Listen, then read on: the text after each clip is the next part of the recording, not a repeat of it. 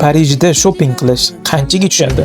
Buning uchun eng mashhur joyga Lafayette galereyasiga boramiz. Bu yerda siz bilgan hamma kiyim brendlari, atir, parfyumeriyalar, xullas hamma narsa bor. Uni ichini aniq Instagramda ko'rgansiz. Xuddi muzeyga o'xshaydi. Parfyumeriyaga kelsak, bu galereya dunyodagi eng katta parfyumeriya joyi, lekin narxlar shunga yarasha. Misol uchun Louis Vuittonda bitta atir $400, bitta sumka $3,500. Koja kiyimlarni-yu gapirmasa ham bo'ladi. Lekin eng qizig'i, asl parijliklar bu yoqdan kiyinmas ekan. Umuman ular bunaqa brend logosi bor kiyimlarni kiyishmaydi. Logosi bor kiyimlarni faqat turistlar kiyadi. O'shanga Parijda ularni ajratib olish oson. Haqiqiy parijliklar ko'proq second hand kiyimlar kiyishar ekan. Bu madaniyat Parijda eng avjiga chiqqan. Juda ham ko'p magazinlar, bozorlar ko'rish mumkin. Eng qizig'i, boyiga ko'rgan brendlarimizning originallari 90% gacha skidkada shunaqa arzon joylarning nomini pastda yozib qo'yaman. O'zingiz uchun sahra intiqib qo'ying.